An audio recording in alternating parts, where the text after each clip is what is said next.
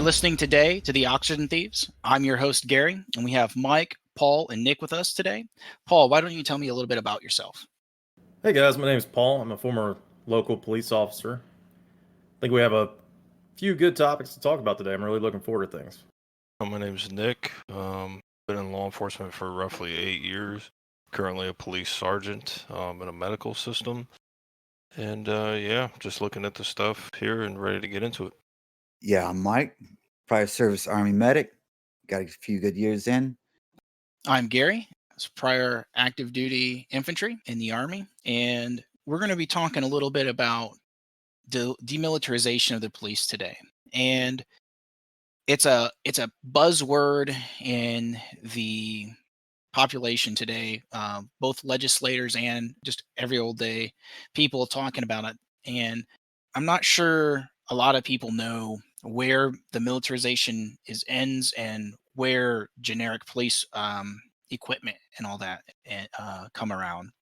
And they just even gotten to the point where people are advocating to remove rifles from the kit of police officers. And there was a specific reason why those came about in the first place. And same things with armor as well, generic armor that protects you from pistol rounds and things like that. People want to get rid of all of that equipment and go back to the days where you just had a regular uniformed officer with a firearm on his side. Do you guys have any thoughts about that? I do. I think it's a very nuanced conversation that we need to be having here.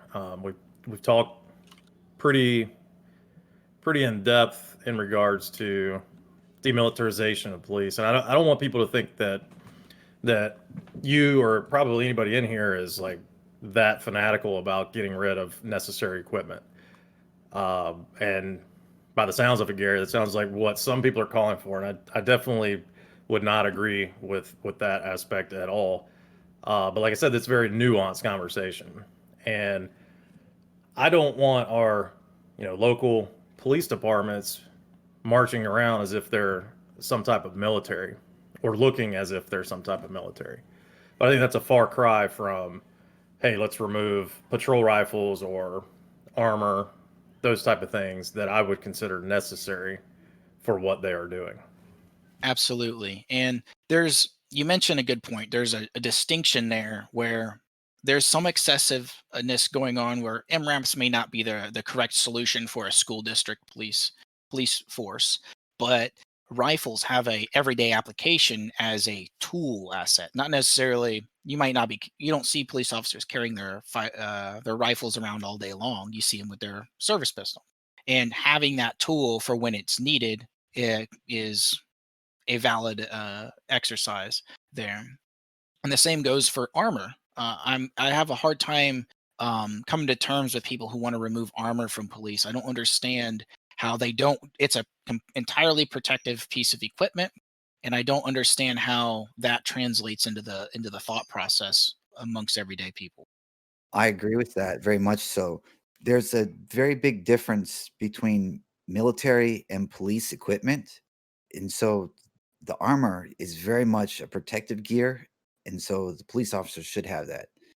The service rifle stays in the cruiser and is only pulled out when they need it. Is a police item. And the same as with a shotgun. But the upgraded big vehicles, the big crew serve weapons, the grenade launchers, those are military gear, and they don't need that. So yes, there's very clear difference between the two different types of equipment, and the police should not be stripped of their normal police equipment. And Nick, you have a big way you kind of experience removal of your equipment just being in the healthcare industry as well, right? Yeah, there are facilities. Well, I know of our facility never had patrol rifles, but I know of another facility where they actually took them away. They had them and then removed them because they don't think that they're beneficial in any way for hospital, a hospital environment, especially with the penetration of like a 5.56 round allegedly and all the kind of like things that you have going on in a hospital. There's a lot of other considerations there, but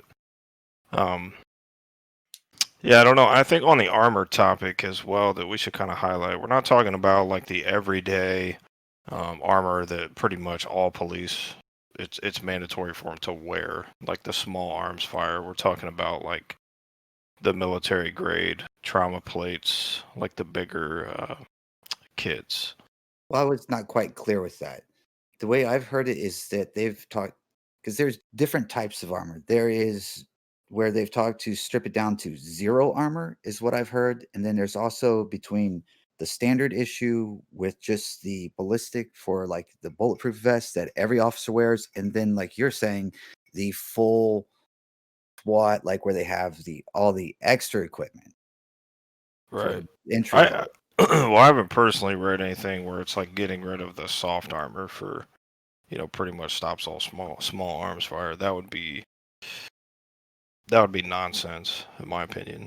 I think the main argument for the armor is appearances. People are scared of the armor for some reason, because there's no difference in it's just a completely defensive item when you go from the soft police armor that typically stops handgun calibers up to the trauma plates where you start to stop the larger calibers. It's same functionality. It just looks scary. Gary, are you talking about like the armor, like maybe that SWAT teams and stuff are using? I mean, you're not talking about vests that are underneath a uniform, are you? No. So I'm talking about the delineation between that. So you have this everyday underneath the shirt kind of armor, but we're talking about where you throw it's a vest, you throw it over. So it's almost like a tactical armor piece, is what it looks like. Yeah. Yeah, but And I I think mean people that's are just scared of common. that. That's common even for like investigators and stuff, right? So like, if Exactly. you're a plainclothes guy, you're throwing over a tech vest if you're going into whatever scenario. But it's no different than most for I would say a majority of police officers. If that's the scenario, that particular armor is not any different than what the police officer's wearing underneath.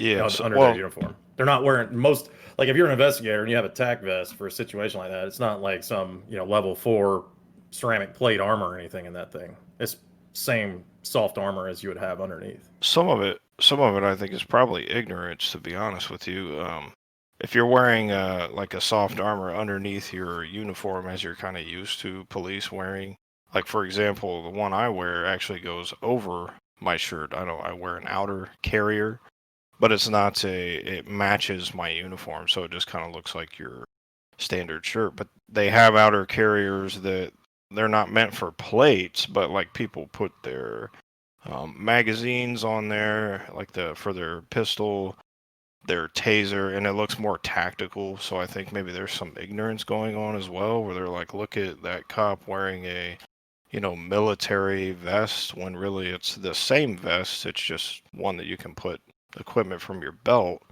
onto your vest, but it actually doesn't stop anything as far as like higher caliber rounds. There's no trauma plates. There's nothing military about it other than maybe just the appearance to somebody who doesn't Right. know any better, I guess. So we're talking about the appearance a lot and how people perceive these things.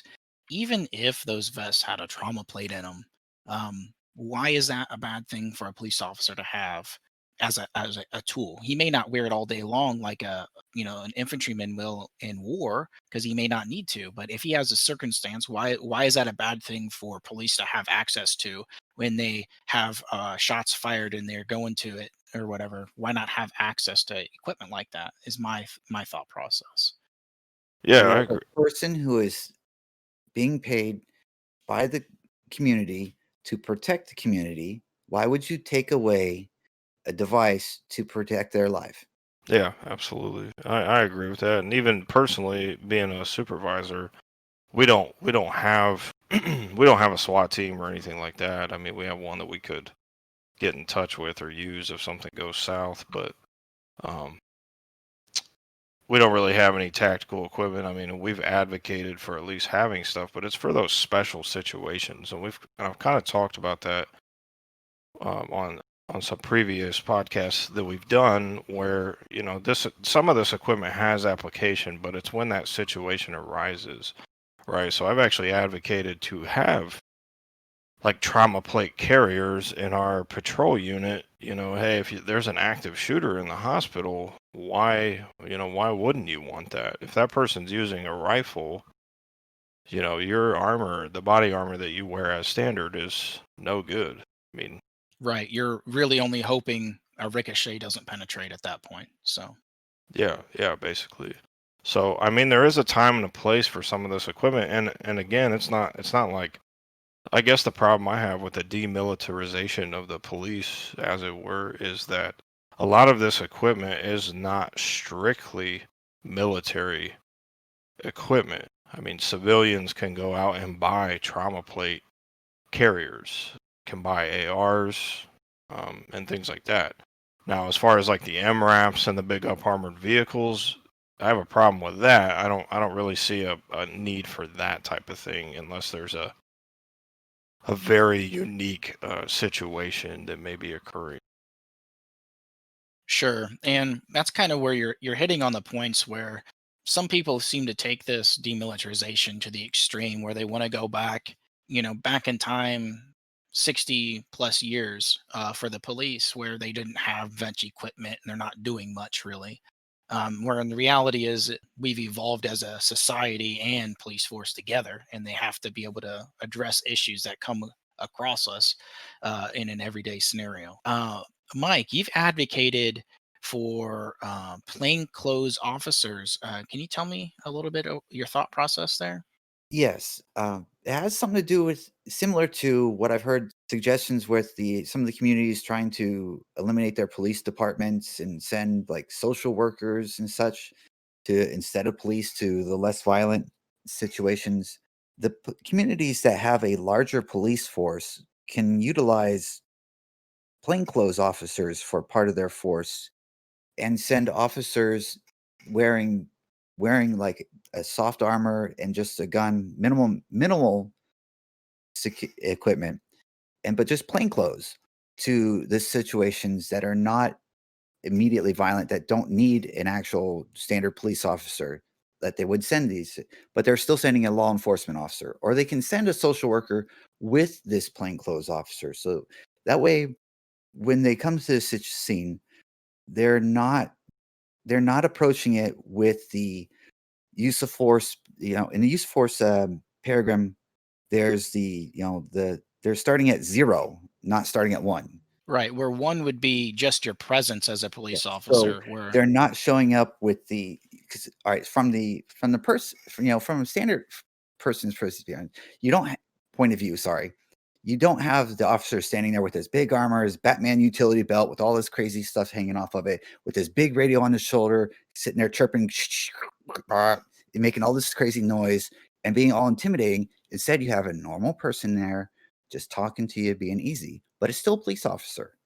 So you have a lot less intimidation factor, but it's still an officer. And so that you still have a police officer who's trained, but still has the capability to do stuff rather than a non-police officer who's not going to be capable of dealing with the situation should it get out of hand. Because a lot of the stuff that the police officers get sent to that's not an issue can actually become an issue very easily. Like the domestic stuff can ask a spiral out of control very easily.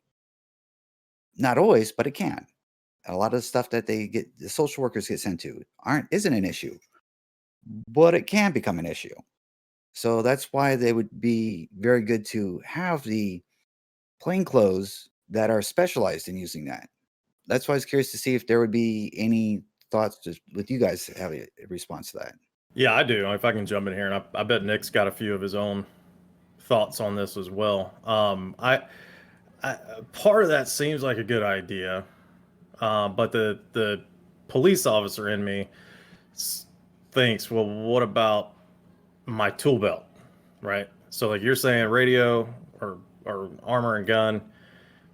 Well, what about my taser? What about my OC spray? What about my baton? Like the things that I can utilize in the case that I get in trouble, but it doesn't warrant a lethal force use of my gun. How do I go about that if all I have is my gun, my radio, and I'm in plain clothes? Yeah, and Well, that's kind of what I would echo is that if you take away some of those tools, and I get you're trying to remove like the intimidation factor, and that's a little bit subjective as well. I mean, not everybody is intimidated by the police in their standard uniform.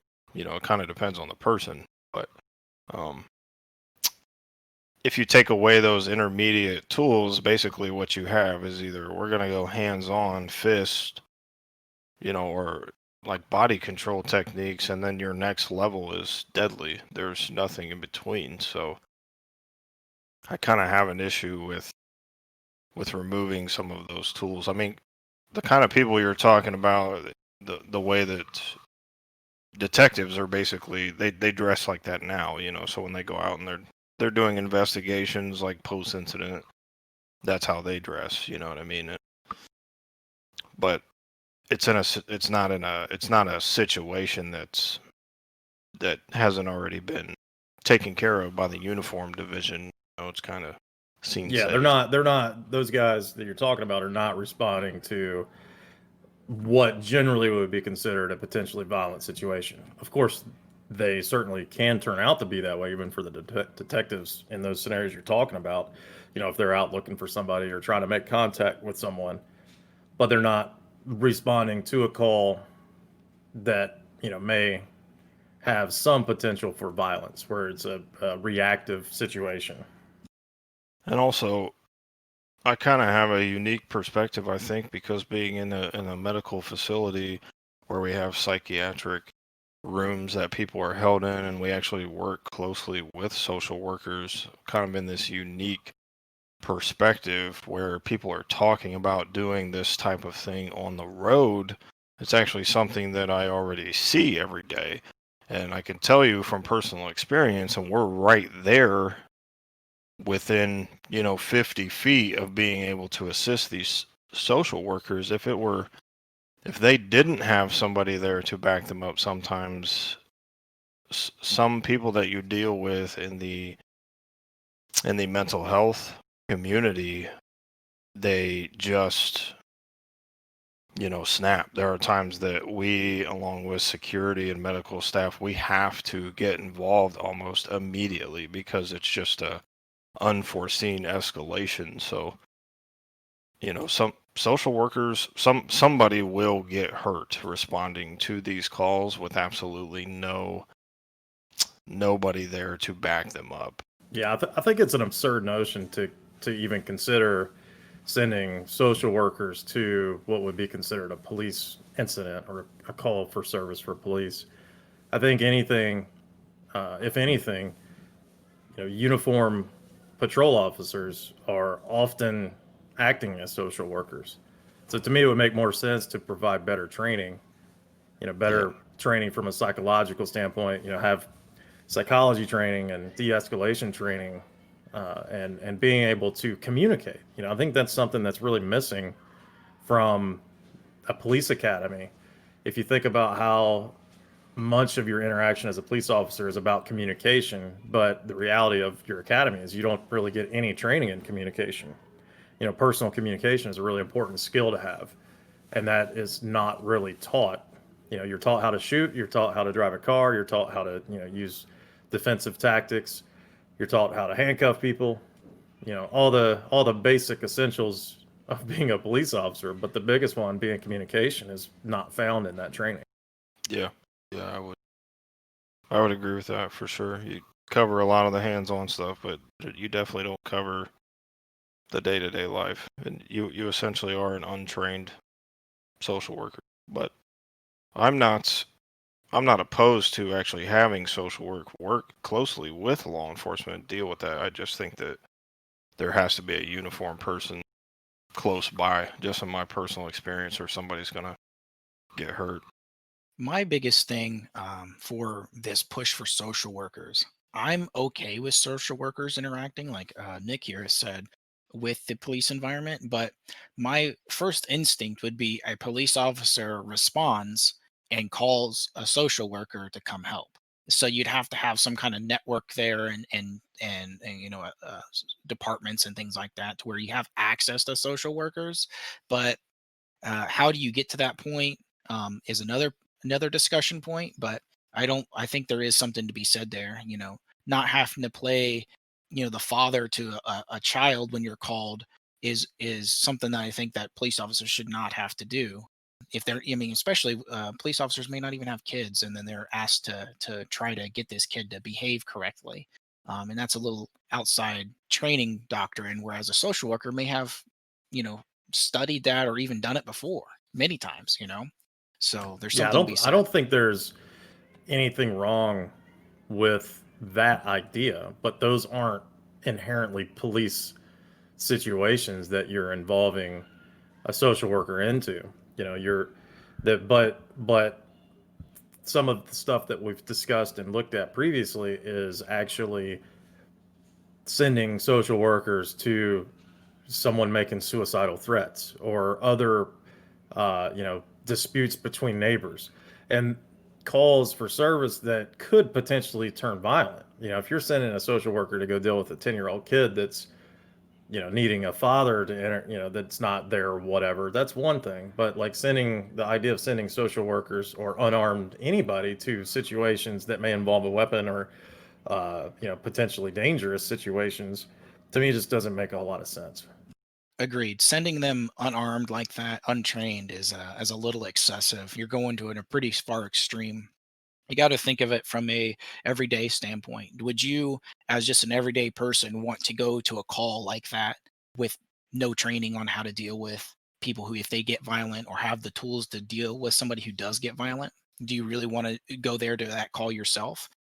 So social workers, they do that for a living, go to and talk to people, but they don't deal with violent people against themselves every day, all day long.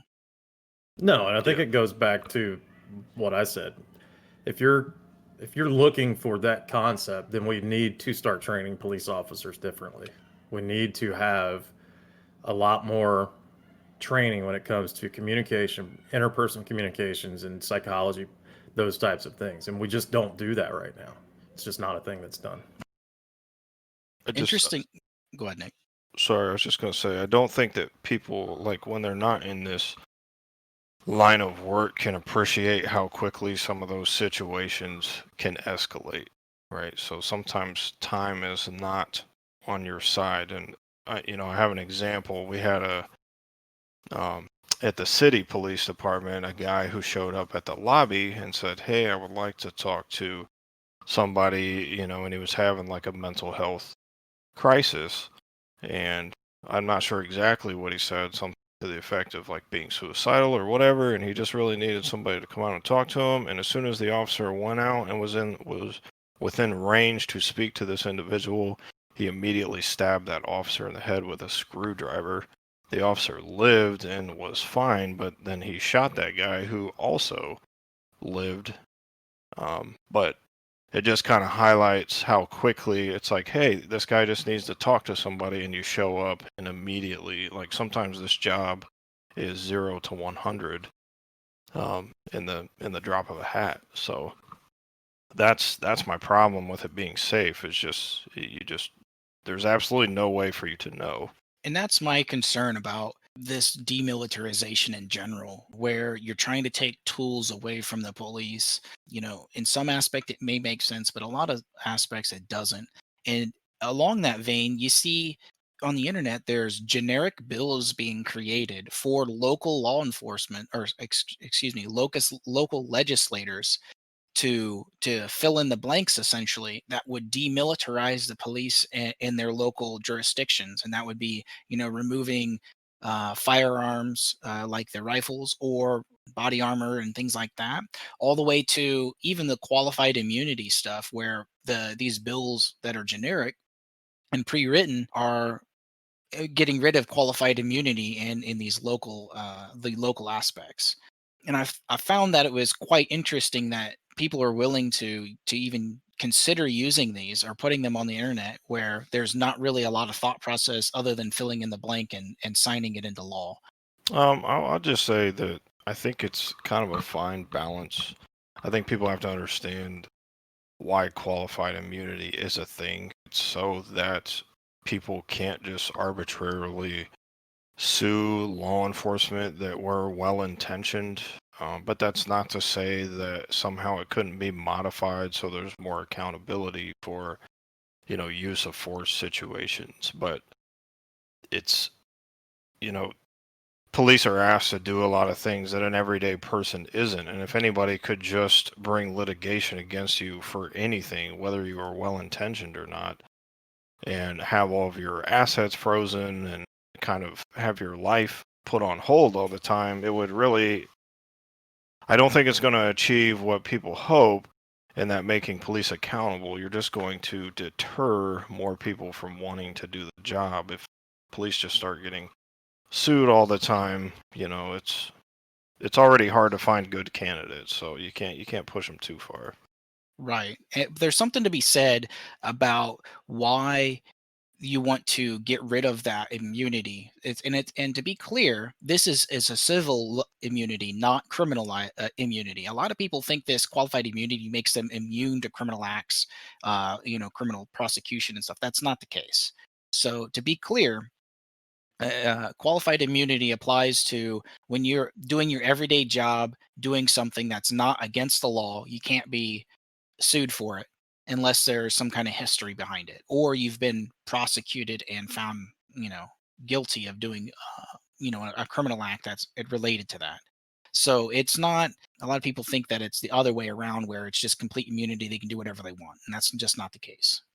Yeah, I think that's an important point to be made is that when a crime is committed by the police, that qualified immunity does not exist for that particular incident. So if you're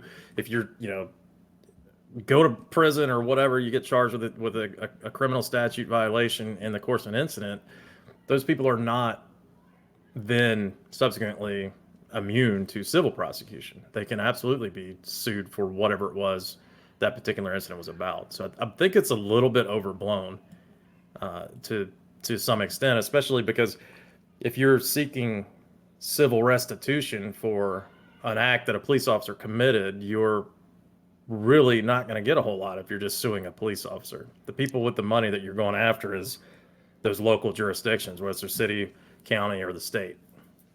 And I think that's where in cases that a police officer may be civil liable, even today with immunity, you really don't see a lot of police officers getting sued personally because the person's not out for vindictiveness. They're just trying to get, they're trying to get restitution. The way you get that is through the governments that employ these officers. And it's interesting that, even in some areas, police don't have these immunities, and you don't see tons and tons of litigation against them either. And it leads me to believe that a lot of what this litigation is put forward is to acquire that money rather than punish a specific officer.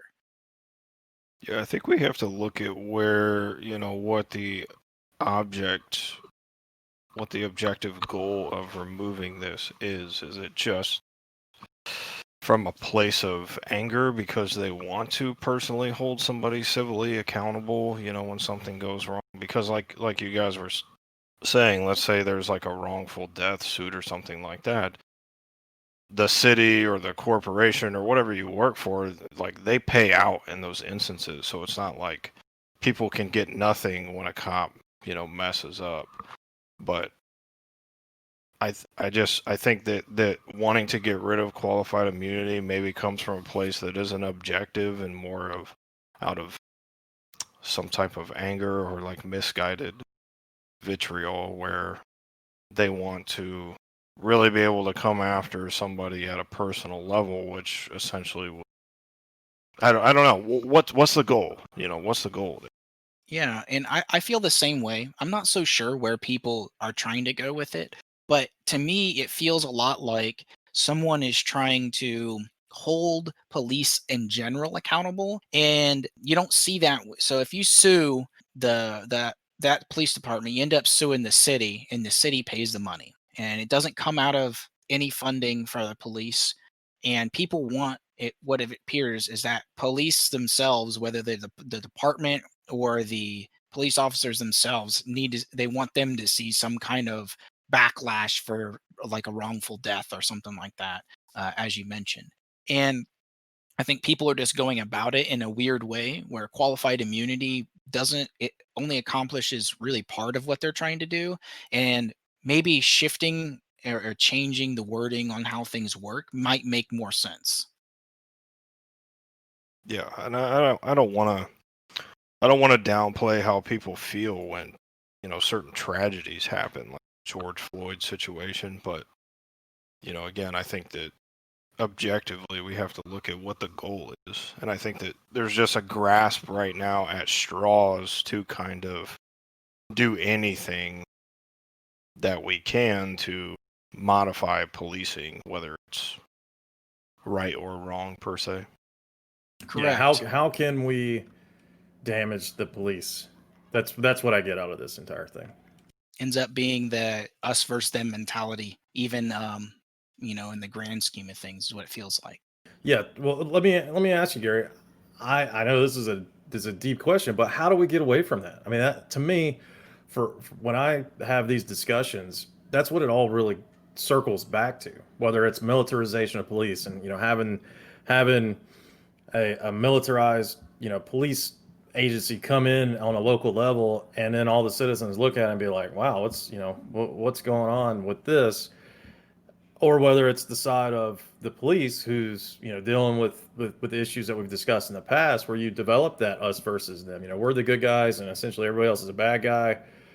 How do we get away from that? And maybe that's where we can move the discussion into in future pods, man. Right. And let me add a few points here. And I feel like there's a thought process to go towards for that, because you see in the past a lot of those small agencies, the local law enforcements, they deal with their community in more positive ways a lot of times instead of always negative. And those guys become integrated in the community, and they are looked up and respected, and people want to be police officers in those communities, in the smaller And ones, I give especially in. you the answer. I told you what it was. Is the officers need to be less intimidating. See, I'm a person who I live in a low income neighborhood. See, I'm here. I'm living in the hood. I got drug dealers across the street. People like I watched a dude shoot at somebody else out front of my house the other day. But what's not cool is the officers come by and they got the radios sitting on their shoulders, all chirping and everything else. You try to talk to them, they don't care what you have to say. They're just sitting there being all loud. They just look at you. They're not there to really care, concern. And they're just very big. They're very imposing. They're very intimidating. They're not personable. They don't listen to you and they don't give you the time of day. Right, That's what but they need to change. I hear That's you, if they and that's start, where I was trying to if move they into work for. on that at a Well, base level across the board and they work on their at a base level, work on how they talk to people. That would fix the problem. I understand where you're going, but where I'm headed is the same direction. Larger police forces coincide with larger populations. And the problem I always see is as the populations get higher, you obviously get more crime. So if the police force doesn't grow in the same way as the population, you end up with a smaller amount of police than you would in a ratio compared to some of the smaller cities, right? And so you have all the smaller number of police officers interacting with more crime, and you get those mentalities. You get people because if you're interacting with negative people in negative situations all day long, you get to the us versus them, right? It's just inevitable. There's no other. I don't think there's an outcome other than reducing the amount of negative interactions you deal with as a police officer. Yeah, Maybe because having a larger police force helps with that. That's my thought. well, they could very easily, but they don't care what a hood rat has to say. I Well, I mean, think because that's one perspective. I mean, that certainly is one perspective, but to try and find a solution, I mean, we're gonna really have to dive into this over future discussions, um, and see what the real solutions are. I mean, your perspective, Mike, is one that many people have. The perspective that Gary's discussing in regards to police developing an us versus them mentality is certainly true because I've developed that when I was working. it's hard If not to. And if so it wasn't the for my friend who's a sheriff I met in this National Guard, he's a sheriff. And if it wasn't for him, I would not have as positive a view on the police that I do. Well, that's the thing. I think when you have those personal interactions with police, you realize that they're just normal people too. But oftentimes, and in my anecdotal experience, are when you're a police officer, all of your friends are cops. And when you hang out with cops and you talk about work, and you develop the camaraderie that police officers often have. And you don't oftentimes have a lot of friends outside of that circle, and so it just kind of inevitably becomes your peer group and your friends, and you start looking at everybody else with a very suspicious eye.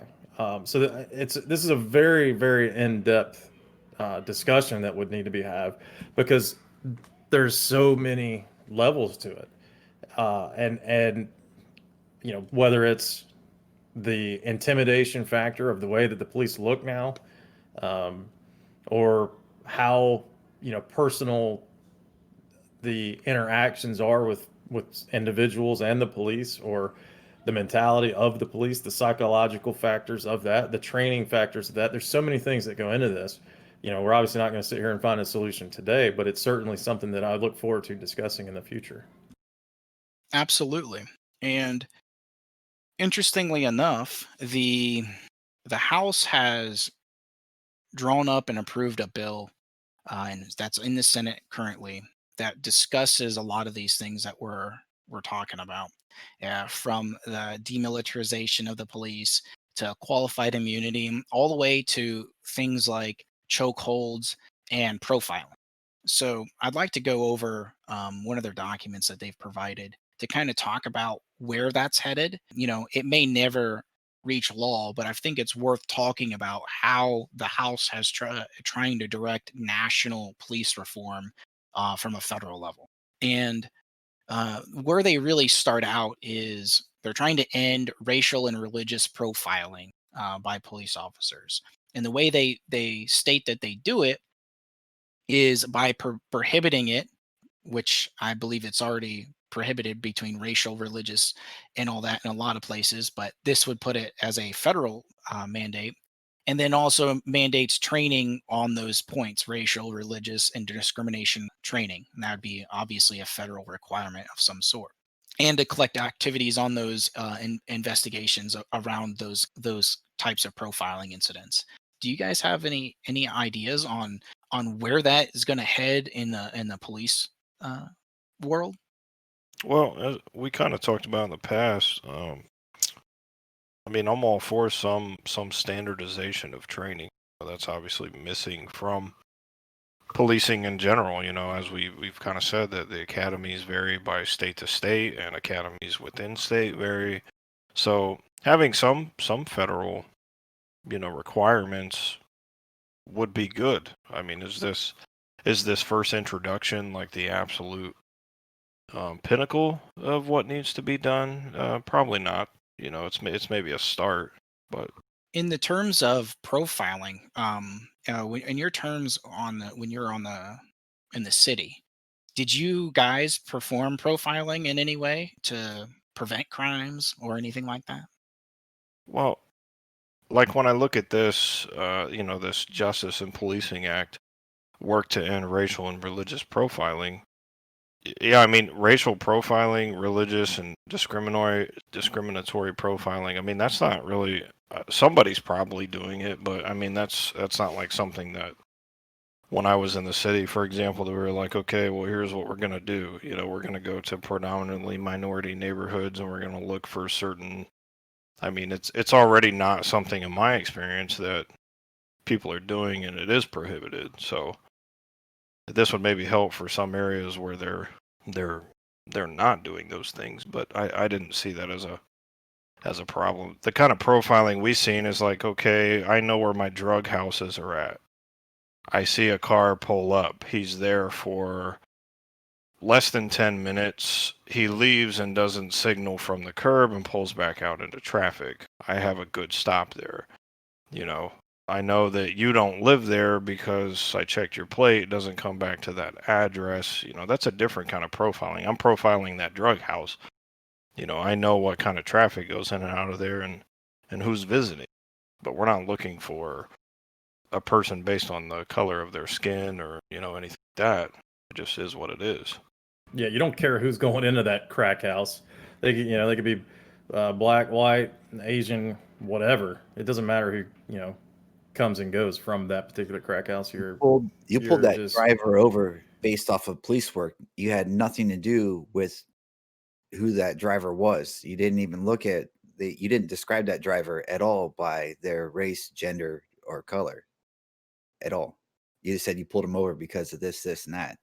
Right, and that was my predominant experience. Is just I never once have I personally heard or dealt with anybody that was like, hey, there's a black male, driving, X type of car. Let's get something on that and stop it. That's just not something I've seen. I'm not saying that has not happened somewhere.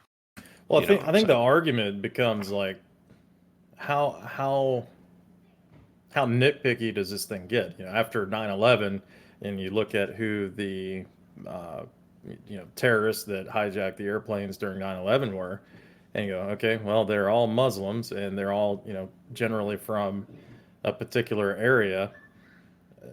Does it make sense to be looking for a similar type of person to commit additional terrorist acts, or no? Or we just discount that because of their race or religion? Like, what's the answer there? Is that bad? Because if people were to do that, or is it, well, we're trying to stop additional crime? Where I'm not sure where people differentiate is what's a positive profiling, what's a negative profile. When you're profiling a person themselves and not necessarily the environment that they're in, when is it positive and when is it negative? If you're profiling them based on their appearance, that maybe they may be a drug user because they have the appearance of one, is that a positive or a negative? It always depends on the circumstance that you're in and why you're doing it and what other information you have that supports your profile, right? So when you're profiling somebody, it's not all the information you have, and I think that's part of what people are discounting, is that a positive or a good profile would include a much more information than just a basic, oh, the guy is skin color is why I'm doing this. That doesn't make any sense. I don't think hardly anybody's doing it that way. They're doing it over a few different topics or reasons why they're doing things. I think the bigger question is that obviously certain people feel like that is how it's being done. They feel harassed or they feel like you're targeting them or something like that, and there's some kind of disconnect there in that that's not the case. I mean, I've had personal situations where somebody accuses you of it being entirely about race, even when you give them the probable cause for the stop and the fact that they had something illegal on them. There's no personal accountability. You're just automatically at fault for what you do. So there's no, there's just a sour relationship there. It doesn't matter what the objectiveness of it is. It's not a comfortable point, but that's just how it is. Right. People Well, oftentimes abuse that point as well. People will How push so, Mike? back. Well, people will be hyper defensive on something to where if you get called out and say somebody like gets angry at you for something, instead of accept the fact that you are at fault for doing something wrong, you'll redirect it to where they don't like you because of who you are, rather than they don't like you because of your poor behavior. So Yeah, there's definitely a personal responsibility aspect there, but it's how people feel. I mean, people of color feel that the police target them, and that's an issue that kind of transcends this conversation right now. I mean, that's extremely complicated, but Well, I think from my own perspective that oftentimes it seemed almost, and I probably have said this before, but it seems to me more generated from a socioeconomic status than a racial concern. And but those two things are often intermingled. And from my own personal experience, if you have that crack house that you're talking about, Nick, and it's a well known that crack is dealt out of that house, and the comers and goers of that house are probably using crack. There's going to be a directive maybe from somewhere in that command staff that, hey, this is a problematic area, we need to saturate this area. But meanwhile, maybe 4 streets away are the wealthy residents who are doing cocaine, and no one ever messes with that because it's a much quieter area. You're not getting constant calls of concern, and then you go in because maybe you have a drug overdose at one of the wealthy homes, and you go, wow, this is a drug home, but no one even knew about it. And I do think those kinds of things certainly go on. And it, to me, seems vastly divided between the socioeconomic statuses of those two groups. It's a ghetto, rundown homes on one side where you're forcing a large amount of patrols versus the neighborhood that maybe the mayor lives in that you don't really ever even go down those streets. But maybe, half the people over there, and I'm exaggerating there, but half the people over there maybe are doing cocaine, and no one even knows about it. Well, that's because they know how to do the wrong thing in the right way. That's something to be said there for sure. But the overall question here, this is just a small portion of this policing act that we're talking about here. This is one of the major points, but it's only a single one, right? Uh, Yeah, and if I may, Gary, I would take the viewpoint of the police officer. They're going to look at this and say, this is not the Justice in Policing Act. This is the Anti-Policing Act. That's what I get out of this for the most part. a lot of it does look that way. That's how It it looks reads. looks very anti-police, doing your job makes your job harder, makes it more dangerous, etc. Because one of the next things that a major point that they have in here is a federal government banning chokeholds and no-knock warrants, and that's very broad in perspective. And obviously, this hasn't been put into law, so all the details haven't been completely worked out, but it's somewhere there, right? And the ban proposes that chokeholds and carotid holds are banned at the federal, state, and local entirely. And a carotid hold is anything that's pressing down on the neck area. A lot of times is where you can really reduce the blood flow to the brain or even the airway in that area. And the problem I have with that thought process is by banning it, you remove that skill set entirely from the police's control. And maybe there would be stuff that would be unrestricted, life or death or anything like that. But it feels like a temporary carotid hold can be a positive. You see it in MMA and things like that, where they're actually doing ground tactics. You see these holds, and they're all temporary. You don't see somebody doing them for 3 minutes, 4 minutes straight, or anything like that. So it's not particularly dangerous unless you're maintaining for long periods of times. So how you guys feel? I suppose for me, it doesn't really. They don't teach chokeholds where I'm from, and no agency I know of. Most of them have policies against chokeholds already. So for me personally, it doesn't really do a lot if they come out with something federal and say, hey, you can't do that because we already weren't. I have a problem with the as far as the no knock warrant stuff. I've never executed a no knock warrant. But it does specifically say, I think we should highlight, it bans no knock warrants in drug cases specifically.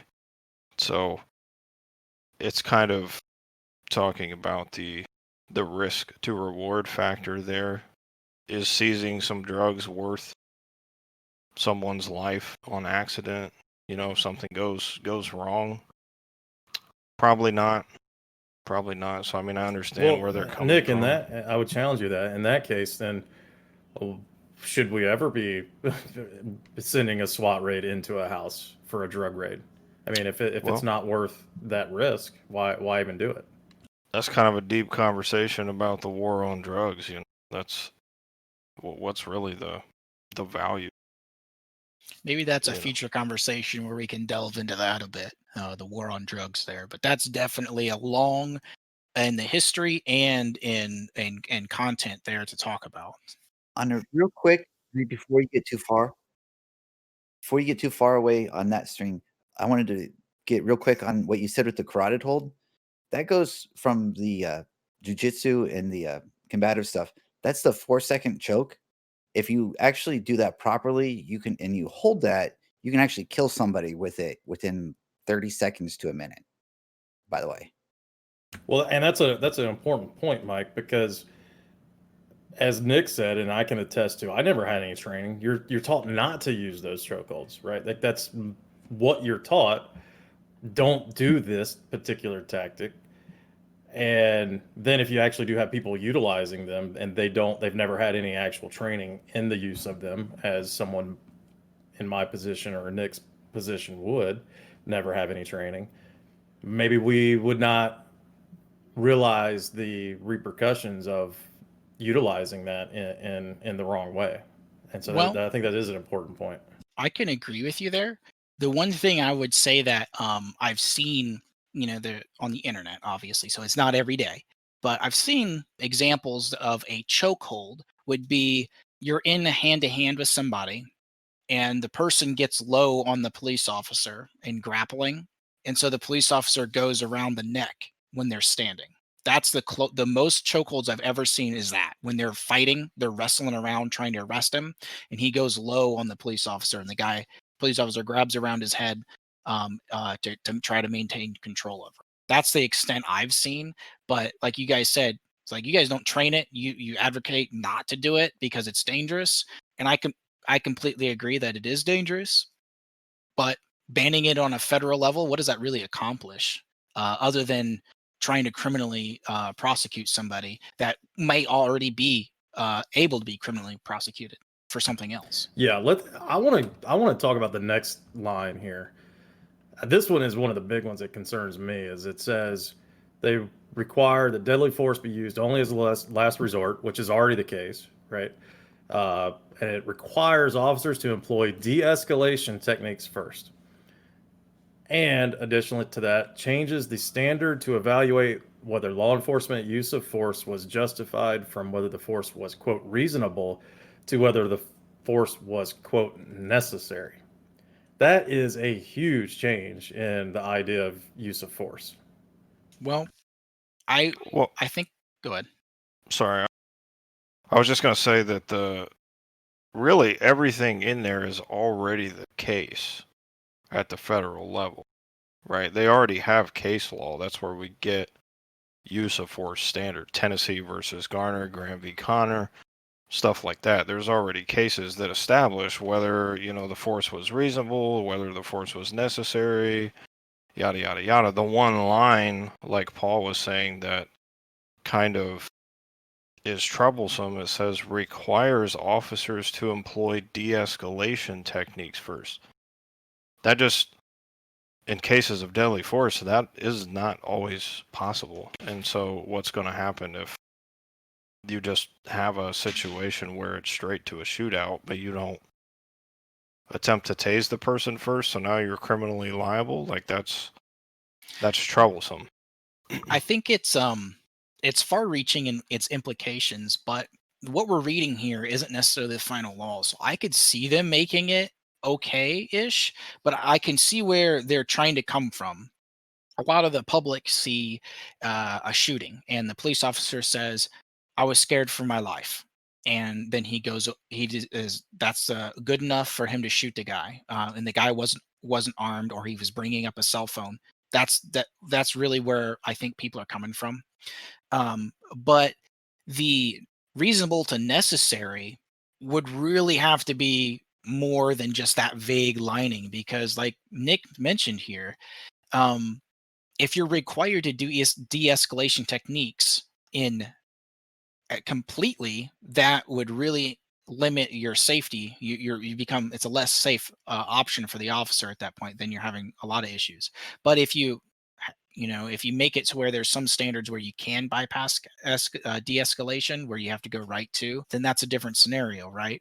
But really, I think it comes down to the wording of the law when if it does hit, and the way it's worded here, it looks terrible to where police officers won't have anything to do. They have to de-escalate first, and that it has to be absolutely necessary to shoot them to stop them from harming themselves or you or somebody else. And that's the way it's written here. But I highly doubt that the entirety of the legislators would allow something like that to go through, because that seems like a really big burden to put on police officers. That's a huge safety risk. Yeah, I don't know where they would. As I said, I mean, I look at most of the last portion of that, and it's already covered by case law.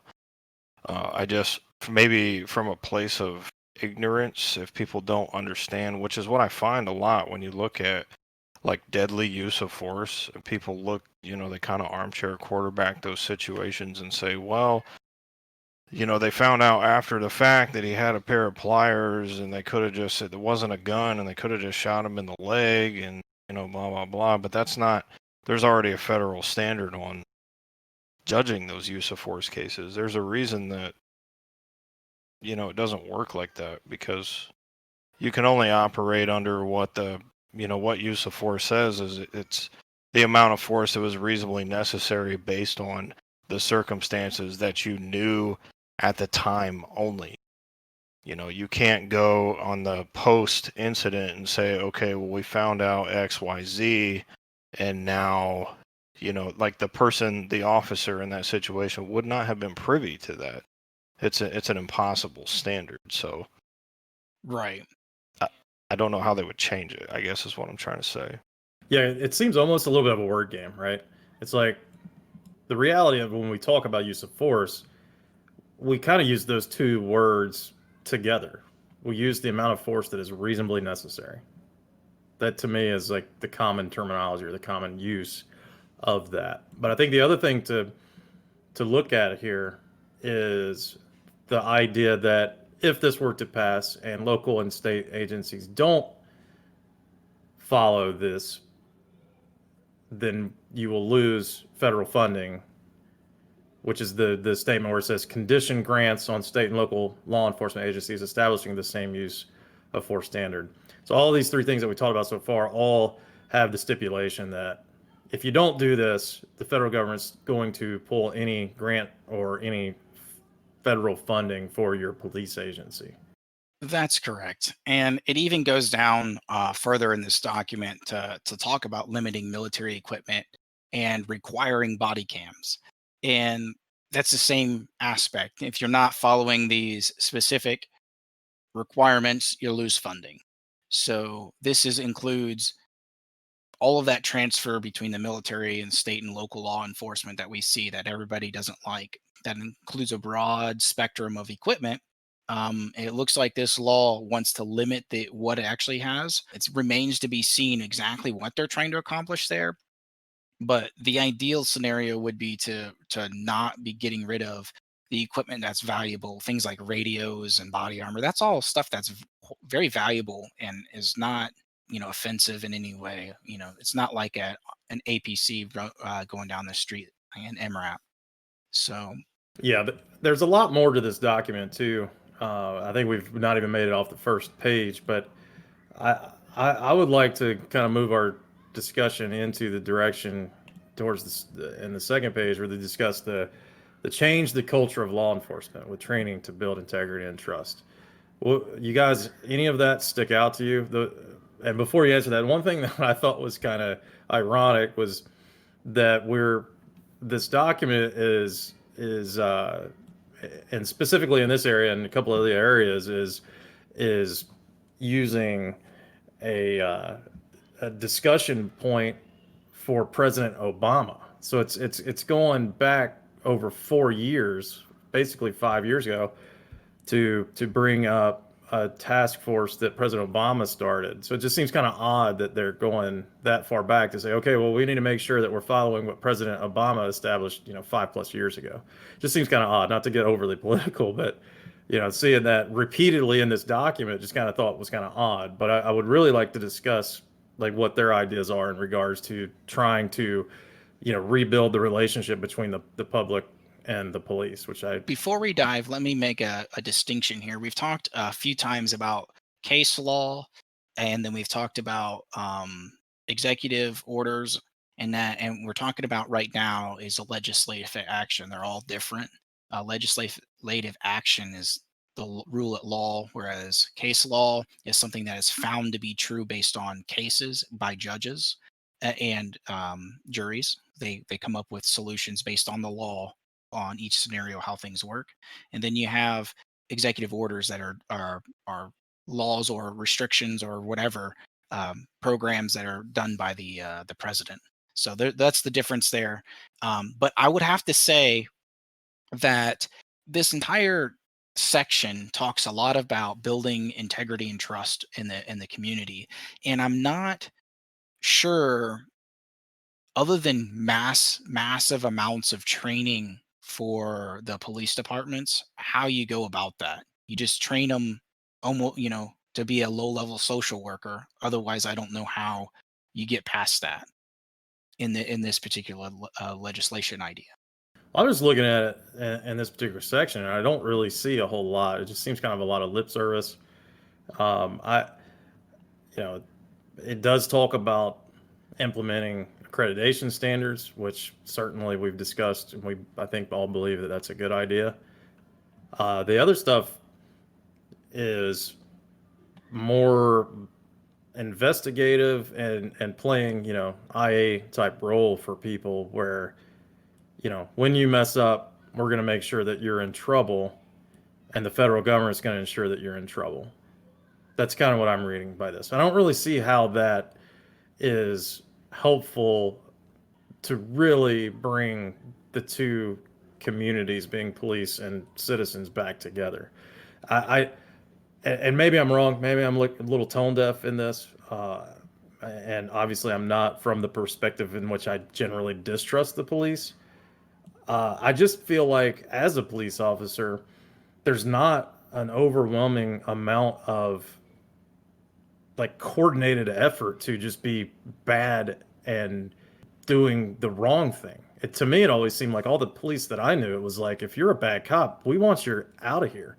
We would rather see that cop in prison. We're not trying to protect those that are bad.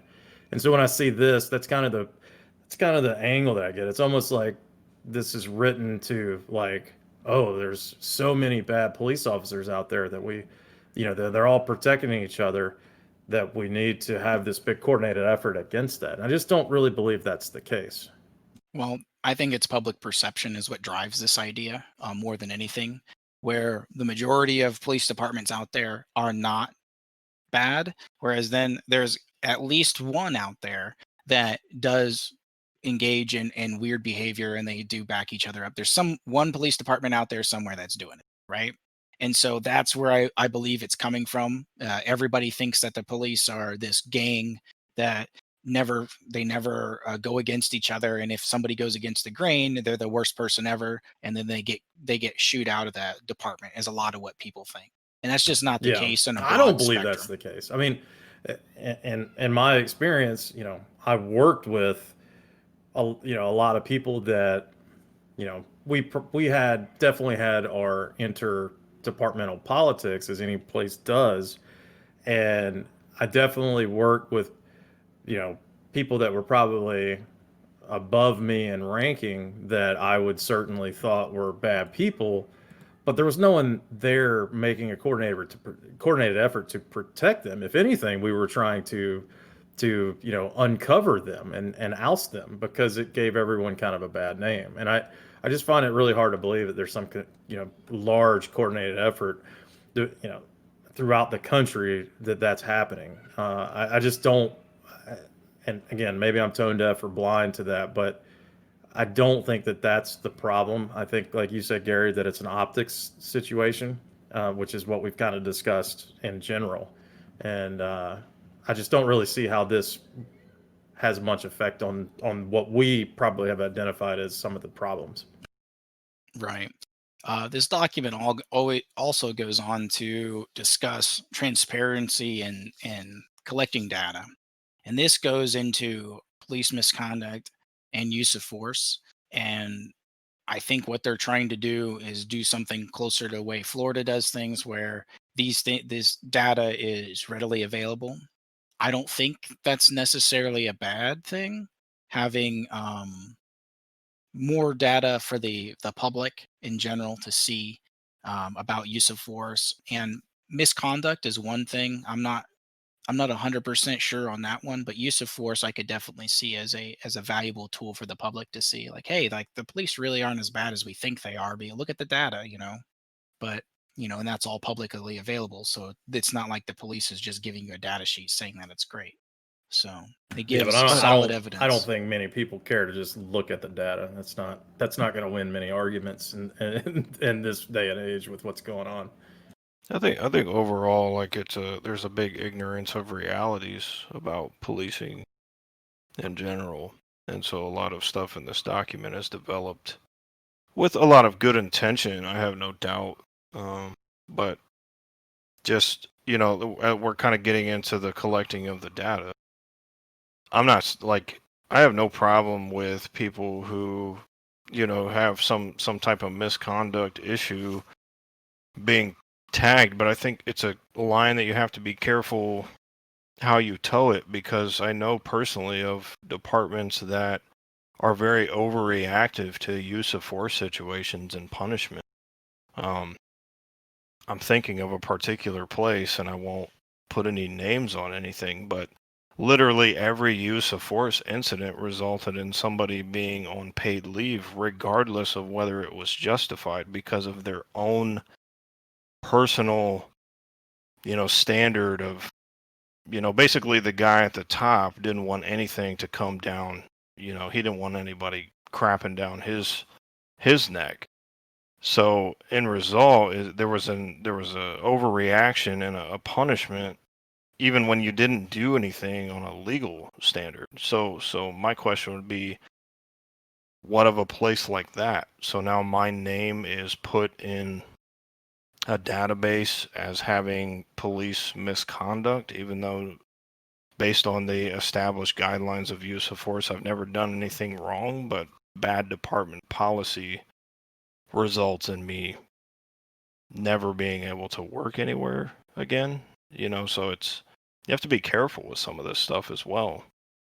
It's not Yeah. there's no it's not necessarily the same everywhere. Not everybody's doing it the exact same.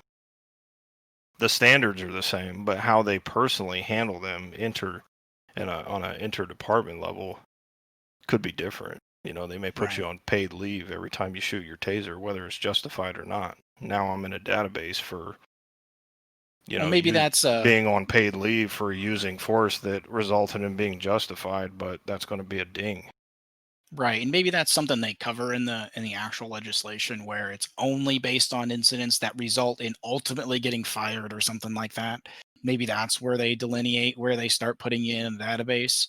At some point, what the public, I can understand where the public is saying is, they're saying we don't want an officer who has a history of misconduct in one department, leaving because he's not necessarily fired, but he's left because his department is pushing him out socially, go to another department and continue to do misconduct over and over. That's kind of what it looks like they're trying to do. But ultimately, at that point, if you're fired from your job for misconduct, if I'm the example is, if I'm fired from my job for doing my job terribly, I can still go and get a job in my same industry, unless I cost something absolutely insane and everybody knows about it.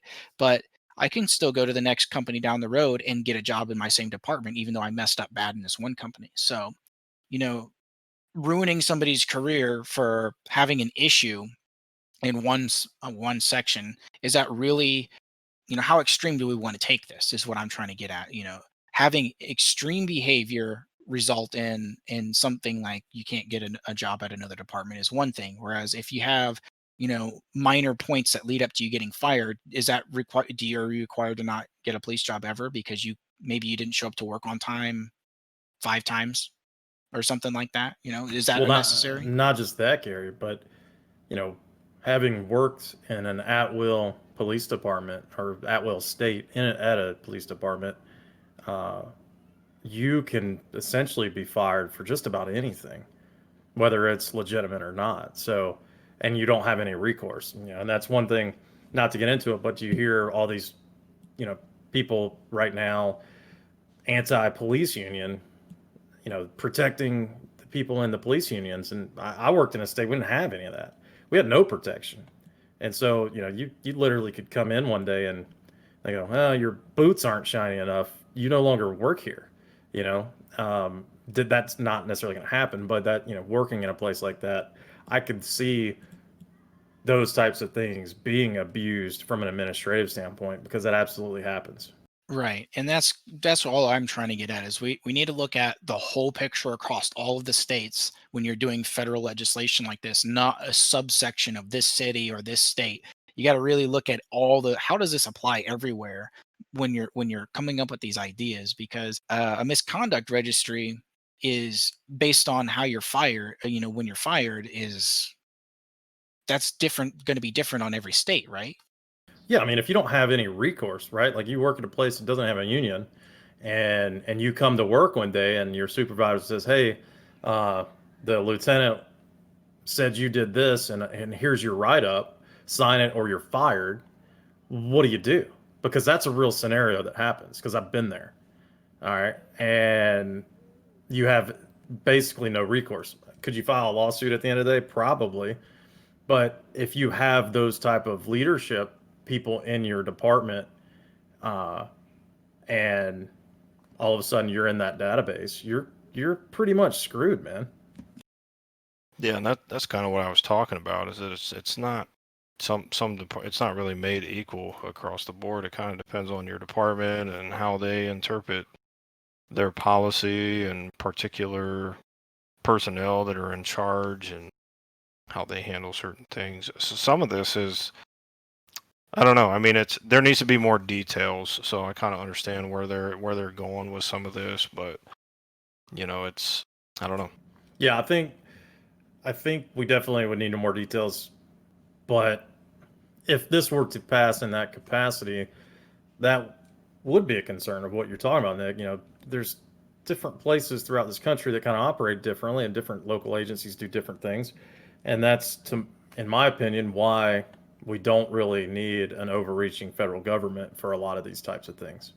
Well, you're also making a couple of assumptions on things because this document is just a synopsis of this. So this is just the synopsis of the bill that's gone through the House. We still have to see what the Senate comes up with, and then it has to go back through, and then it also will still get subject to the line item veto from the president, and then the whole mess of everything. So there's still quite a bit more that this is going to get subject to. So we're still at the very early stages of this. Absolutely, but it's definitely worth talking about the legislation as it is now because it has passed the House. This is their fact sheet that they've posted out about the law. We haven't necessarily read it because it's 196 pages. So if you want to listen to that, that's definitely read that. That's definitely a thing that you can do, and it's obviously going to change as the course goes on. Yeah. Well, I just, and that's all well and good, but I'm just saying, like, if this is a lot of these bullet points, they need much more information to actually establish any kind of federal standard, right? So fired or leave one agency when moving, they want to create that accountability with a misconduct registry. That's going to be interpreted differently unless you have very specific subpoints on that. Like, so if an officer does X, they are not to be hired anywhere. Or certain places may take that as, well, we have a 3-strike rule or we have a 10-strike rule. It doesn't actually change anything if you don't establish very specific guidelines on how you use a lot of this data. I just, I just see a lot of issues. It's going to create other issues. It's not going to, it may solve one thing and break a Absolutely. couple of other things. But that's all we've got for this week, gentlemen. Thanks for listening. Check us out on Twitter at Oxygen Podcast and look out for future social media editions on top of that. Next week, we'll be talking more about technologies in the police and military wards, so check in then and be back for more in the police and military bits.